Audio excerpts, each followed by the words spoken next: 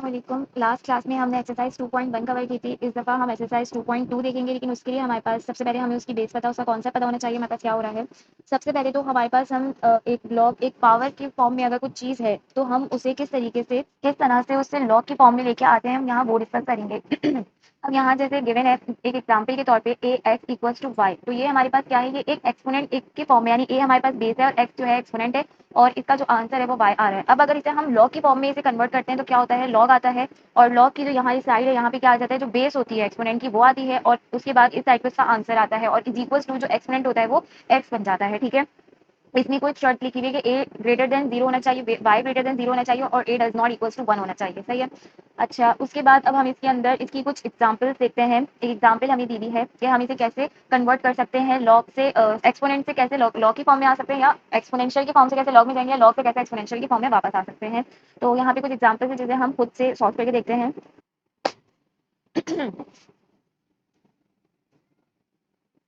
अब for example यहाँ पे मैंने बताया, जैसे कि मैंने यहाँ कहा मेरे पास ए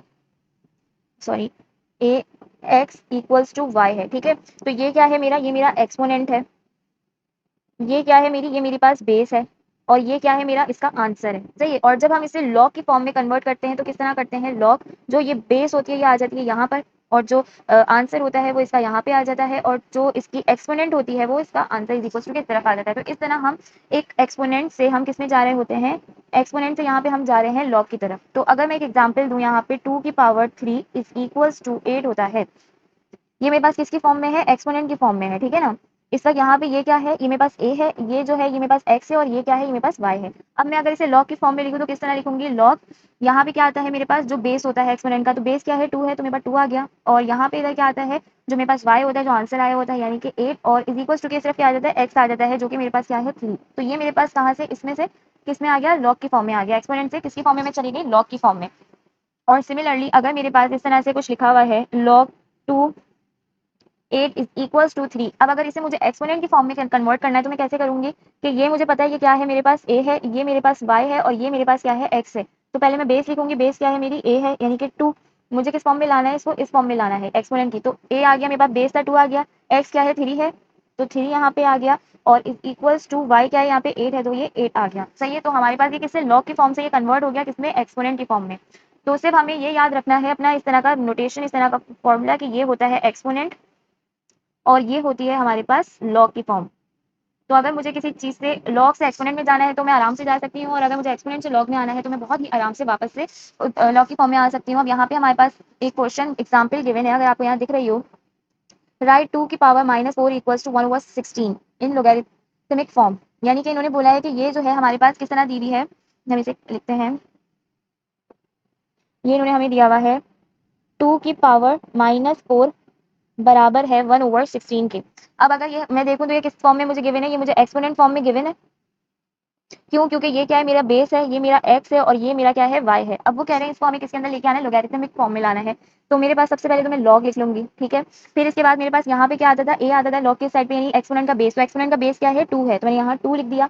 यहाँ मेरे पास ब्रैकेट में क्या आता था, वाई आता था, तो वाई क्या है 1/16 मेरा यहाँ पे आ गया, इज इक्वल टू के बाद मेरा एक्स आता था, एक्स यहाँ पे क्या गिवन है -4, तो ये मेरे पास आ गया -4।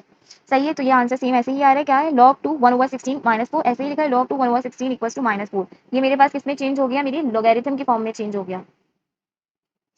सही है, सिंपल है। अब उसके बाद एग्जाम्पल नंबर 2 में कह रहे हैं कि right log 381 equal to 4 in exponential form.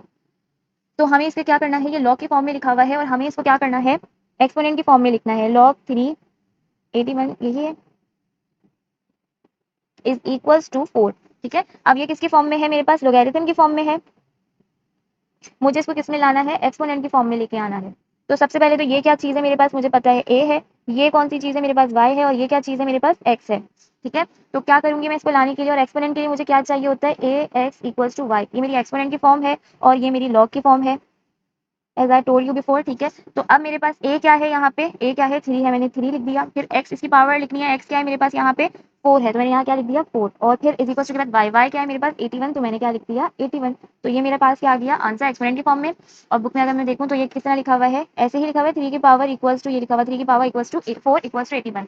मैंने भी सेम ऐसे ही लिखा है। दैट्स मीन कि हमें ये समझ आ गया कि हम लॉग से एक्सपोनेंट में कैसे जाएंगे, और एक्सपोनेंट से लॉग में हम कैसे वापस आ सकते हैं। ठीक है, इसके बाद हमारे पास लॉग में हमें डिफरेंट वैल्यूज दी हुई होती हैं। जैसे एग्जांपल नंबर 3 में इन्होंने बोला है find the value of log 4 2। अब उन्होंने हमें बोला है कि हमें ना एक क्या नाम है, हमें इसकी वैल्यू निकाल के बताओ कि हमारे पास क्या वैल्यू आएगी इसकी, यानी log 4 2 लिखा हुआ है तो मेरे पास इसका आंसर क्या आएगा। तो इसके लिए बहुत आसान है, बहुत सिंपल है। सिंपल हम क्या काम करेंगे, सबसे पहले यहाँ क्वेश्चन हमें गिवन है log 4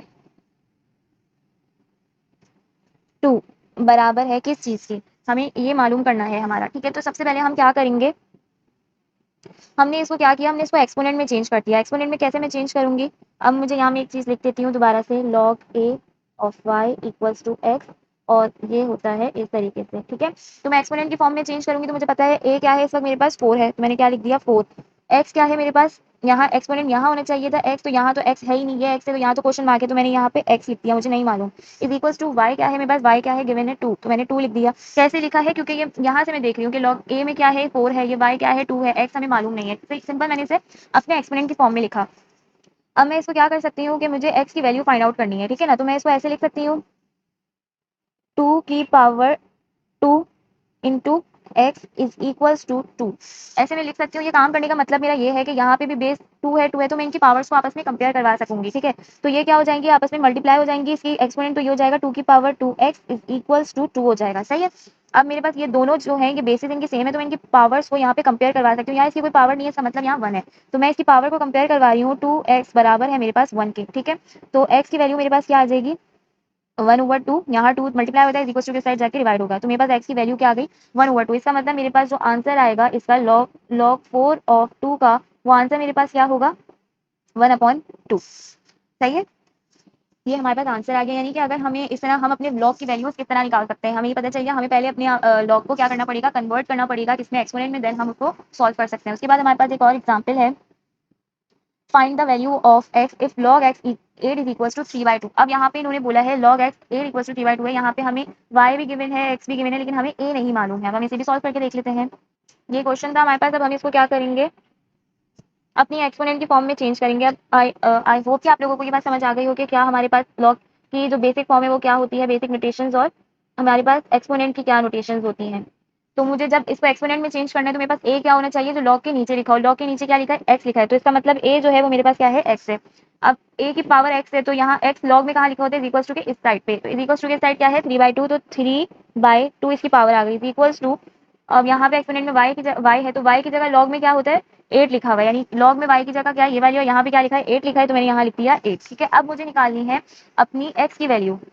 अब सिंपल फिर वही वाला काम है कि मैं x की वैल्यू कैसे फाइंड आउट करूंगी, यहाँ तो मेरे पास क्या नाम है, वो है पावर है, तो मुझे इस पावर को खत्म करना है। तो मैं इस पावर को खत्म करने के लिए क्या कर सकती हूँ, 3/2 है ना, तो मैं इसको अगर मल्टीप्लाई करवा दूँ 2/3 से, यानी कि इस तरीके से, इसे समझने में कुछ मसला हो रहा हो, इसकी पावर मेरे पास 3/2 लिखी है, और अगर मैं इसको मल्टीप्लाई करवा दूँ 2/3 से, तो ये 3 से 3 कैंसिल हो जाएगा, 2 से 2 कैंसिल हो जाएगा, तो मेरे पास 1 बच जाएगा। इसका मतलब मुझे x की पावर खत्म हो जाएगी, 1 हो जाएगी। मुझे x की पावर खत्म करनी है, वरना मैं x की वैल्यू नहीं निकाल सकती।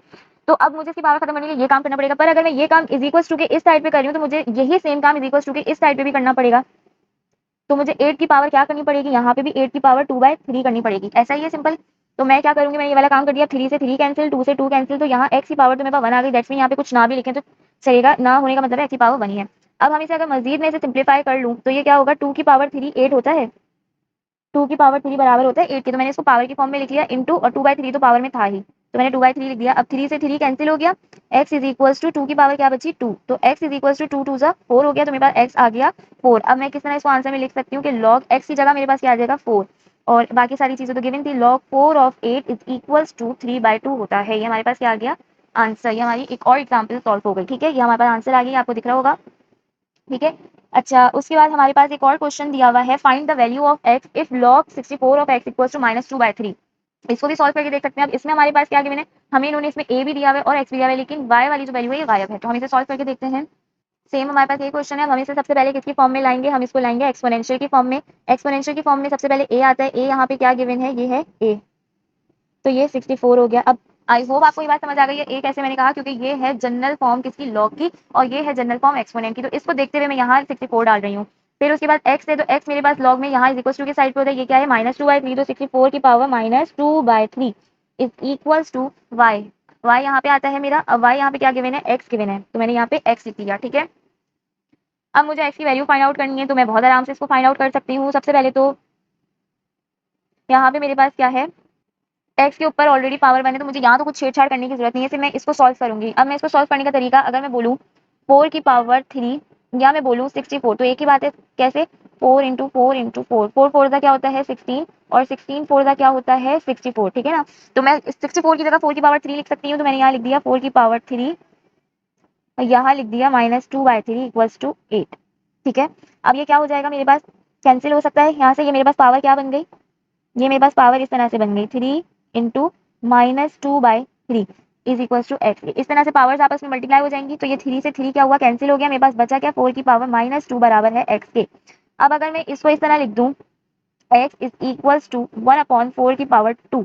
क्यों? क्योंकि अगर मैं इसे को नीचे लेके जाऊंगी तो ये मेरी पावर किस में हो जाएगी, पॉजिटिव में हो जाएगी। अभी ये किस में है, नेगेटिव में। मैं इसे नीचे ले आई तो इसकी पावर किस में हो गई, पॉजिटिव में। तो मेरे पास आंसर आ गया 1/4 की पावर 2 इक्वल्स टू मीन 16। तो ये x की पावर आ गई 1/16। तो मैं अब आंसर अपना किस तरह लिख सकती हूँ, log 64 क्या होगा, 1/16 बराबर होता है -2/3 के, ठीक है। जहां x गायब था मेरे क्वेश्चन में, वहां उसकी वैल्यू निकाल के आंसर फाइंड कर दिया, ठीक है। सिंपल। ये हमारे पास क्या होगी, हमारी हमने 5 एग्जांपल्स दी, इसकी कर ली, जिससे हमें एक्सरसाइज 2.2 करने में बहुत हेल्प मिलेगी।